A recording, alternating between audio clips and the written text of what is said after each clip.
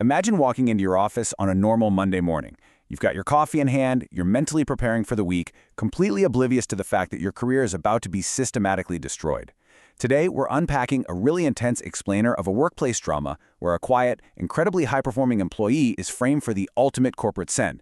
It's honestly a masterclass in toxic ambition, workplace survival, and why the quietest person in the room is quite often the most dangerous one to cross.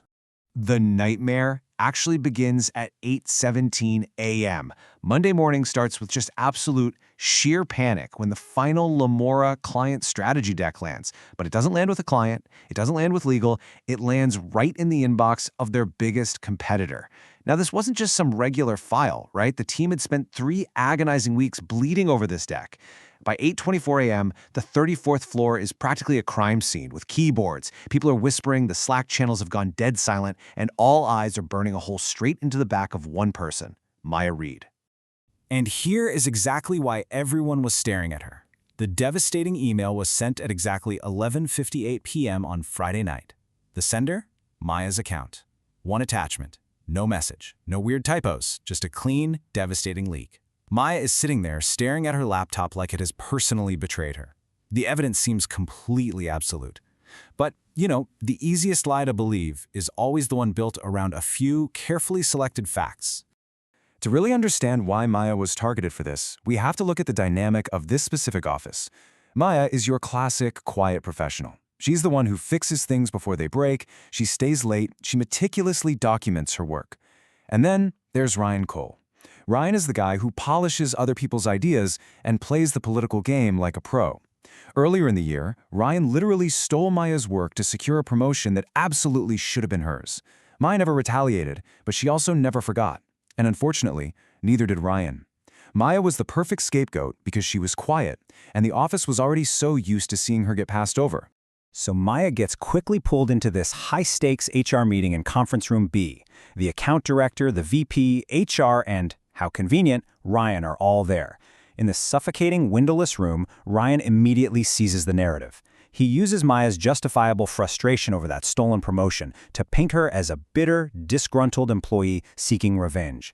He looks right at her and says, "Maybe you felt overlooked. Maybe you wanted someone to understand your value."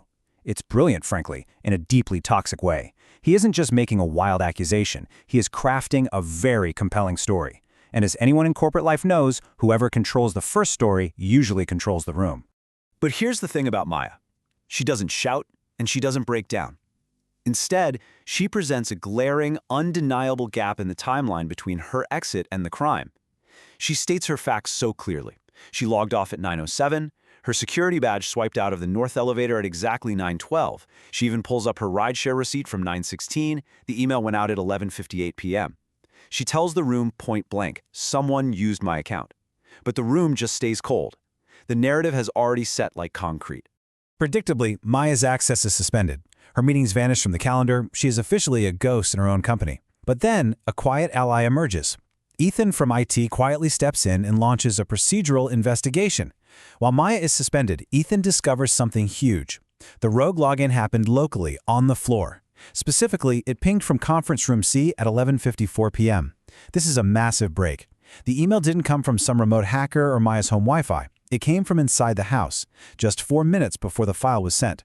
And this is where Maya's incredibly cautious nature totally saves her. Using her brilliant, almost paranoid habit of exporting her calendar every single Friday to protect herself from schedule changes, Maya uncovers a deleted 6-minute ghost meeting. It's perfectly timed just before the leak. 11:51 p.m., Conference Room C, labeled simply Sync.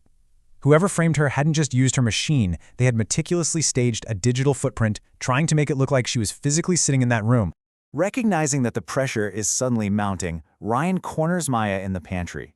He actually offers her a fake path to resign quietly, promising her a soft landing and a good reference if she just walks away without making a fuss. When Maya refuses and calls him out directly for trying to bury the truth, Ryan completely drops his mask.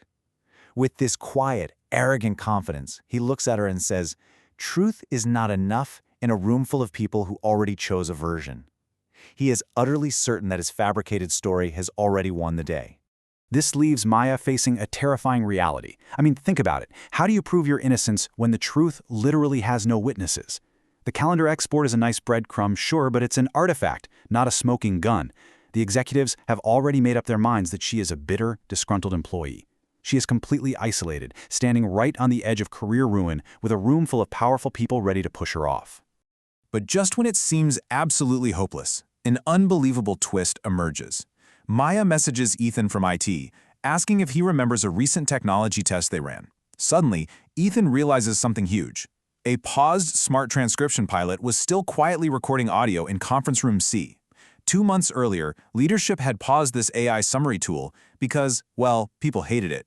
But they only paused the output interface. The room's device was still silently syncing audio to the pilot server in the background. Armed with this knowledge, Maya is called back into a packed HR conference room for what literally everyone assumes is her official termination. Victor, the VP, is there. Legal is dialed in on a video call. Ryan is sitting upright, practically glowing with smug victory, completely unaware of his impending doom. Because Maya and Ethan are about to present the ultimate, undeniable receipt. The room itself had been listening. Since the recording happened on company property during an active security incident, legal gives the green light to play the tape. As Claire, the account director, clicks play, the entire room listens in stunned silence to Ryan's voice. He's coordinating the frame-up with another colleague, Daniel from Sales Ops. Clear as day, the recording captures Ryan issuing the command, "Use her login before the token expires." It gets worse. On the audio, Daniel sounds super nervous, asking what happens if IT manages to trace it. Ryan scoffs and replies that tracing it to Maya's machine is the entire point. And then comes the line that absolutely seals his fate, proving his entire plan hinged on weaponizing Maya's quiet nature against her. Ryan says, "She already looks unstable after the promotion. No one will believe her twice."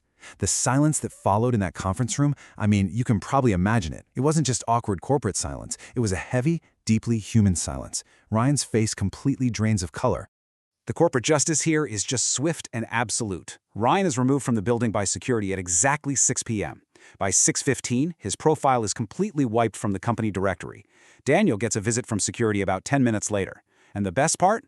The next morning, Lamora joins the emergency client call expecting panic. Instead, Maya steps up. She successfully salvages the client relationship with an even stronger, revised strategy that makes the leaked deck entirely obsolete.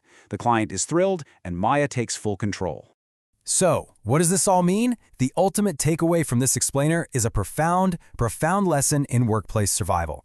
Ryan made a fatal miscalculation. He thought that because Maya was quiet, she was defenseless, but never confused silence with weakness. The loudest person in the room doesn't always win. Sometimes the room itself remembers.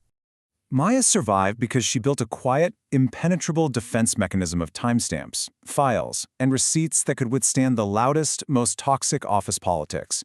She listened carefully when the room was loud. She noticed the small details, like the exact timing of her exits and those weird syncs on her calendar. She exported her records religiously, and most importantly, she kept the receipts.